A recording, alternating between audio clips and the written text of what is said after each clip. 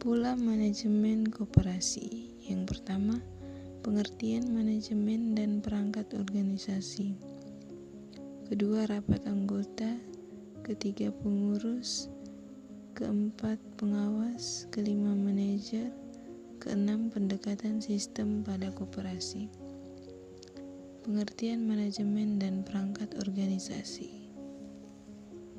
Definisi Paul Hubert Casselman dalam bukunya yang berjudul The Cooperative Movement and Some of Its Problems yang mengatakan bahwa cooperation is an economic system with social content.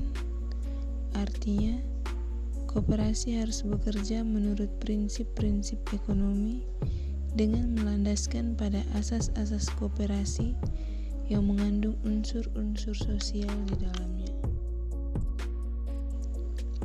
Kesukarelaan dalam keanggotaan, menolong diri sendiri, persaudaraan atau kekeluargaan, demokrasi yang terlihat dan diwujudkan dalam cara pengelolaan dan pengawasan yang dilakukan oleh anggota, pembagian sisa hasil usaha proporsional dengan jasa-jasanya.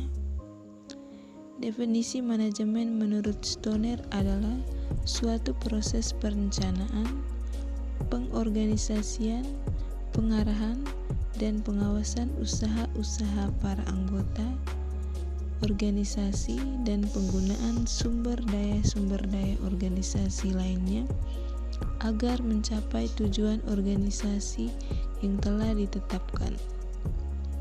Menurut Profesor Ewell Paul Roy, PhD, mengatakan bahwa manajemen koperasi melibatkan 4 unsur atau perangkat, yaitu A. Anggota, B. Pengurus, C. Manajer, D. Karyawan merupakan penghubung antara manajemen dan anggota pelanggan.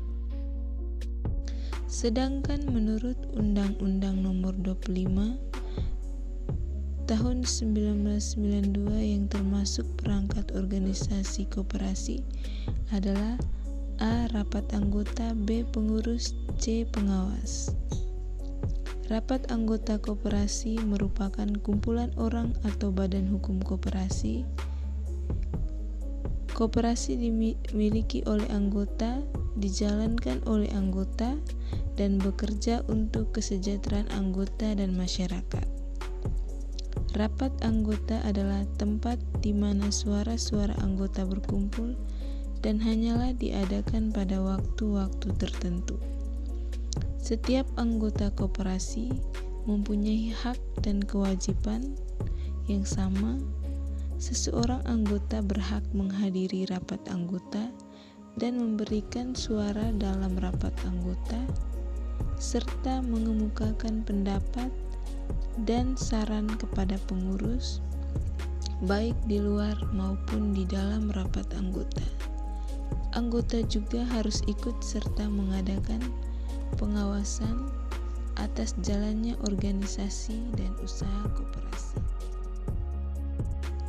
Anggota secara keseluruhan menjalankan manajemen dalam suatu rapat anggota dengan menetapkan anggaran dasar, kebijaksanaan umum, serta pelaksanaan keputusan koperasi, pemilihan atau pengangkatan atau pemberhentian pengurus dan pengawas, rencana kerja, pertanggungjawaban pengurus dalam melaksanakan tugasnya, pembagian SU dan penggabungan, peleburan, pembagian, dan pembubaran koperasi. Pengurus koperasi. Pengurus koperasi adalah orang-orang yang bekerja di garis depan. Mereka adalah otak dari gerakan koperasi dan merupakan salah satu faktor yang menentukan berhasil tidaknya suatu koperasi. Tugas dan kewajiban pengurus koperasi adalah memimpin organisasi dan usaha koperasi serta mewakilinya di muka dan di luar pengadilan sesuai dengan keputusan-keputusan rapat anggota. Menurut Leon Garayon dan Paul O. Mohn dalam bukunya The Board of Direction of Cooperatives, fungsi pengurus adalah pusat pengambilan keputusan tertinggi, pemberi nasihat, pengawas atau orang yang dapat dipercaya, penjaga berkesinambungannya organisasi, dan simbol. Pengawas. Tugas pengawas adalah melakukan pemeriksaan terhadap tata kehidupan koperasi, termasuk organisasi, usaha-usaha dan pelaksanaan kebijaksanaan pengurus, serta membuat laporan tertulis tentang pemeriksaan. Pengawas bertindak sebagai orang-orang kepercayaan anggota dalam menjaga harta kekayaan anggota dalam koperasi. Syarat-syarat menjadi pengawas yaitu mempunyai kemampuan berusaha, mempunyai sifat sebagai pemimpin yang disegani anggota koperasi dan masyarakat sekelilingnya, dihargai pendapatnya, diperhatikan saran-sarannya, dan diindahkan nasihat-nasihatnya. Seorang anggota pengawas harus berani mengemukakan pendapatnya, rajin bekerja, semangat, dan lincah. Pengurus sulit diharapkan untuk bekerja di full time. Pengurus mempunyai tugas penting yaitu memimpin organisasi sebagai keseluruhan. Tugas manajer tidak dapat dilaksanakan sebagai tugas sambilan, tapi harus dilaksanakan sebagai penuh ketekunan. Manajer.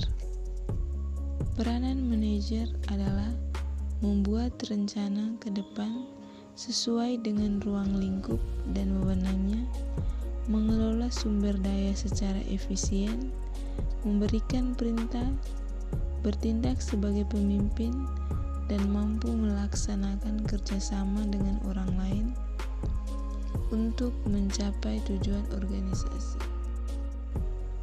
Pendekatan sistem pada koperasi.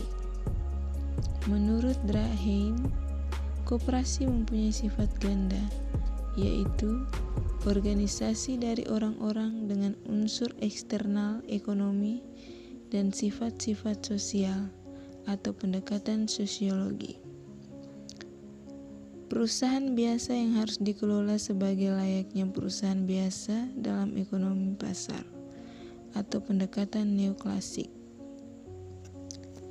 Interpretasi dari koperasi sebagai sistem. Kompleksitas dari perusahaan koperasi adalah suatu sistem yang terdiri dari orang-orang dan alat-alat teknik. Sistem ini dinamakan sebagai socio-teknological system yang selanjutnya terjadi hubungan dengan lingkungan sehingga dapat dianggap sebagai sistem terbuka. Sistem ini ditujukan pada target dan dihadapkan dengan kelangkaan sumber-sumber yang digunakan. Kooperatif kombini adalah sistem sosial teknis pada substansinya. Sistem tersebut terbuka pada lingkungannya, sistem dasar target pada tugasnya, dan sistem ekonomi pada pengguna sumber-sumber. Semua pelaksanakan dalam keseluruhan kompleks dan pengaruh eksternal dipengaruhi oleh hubungan sistem.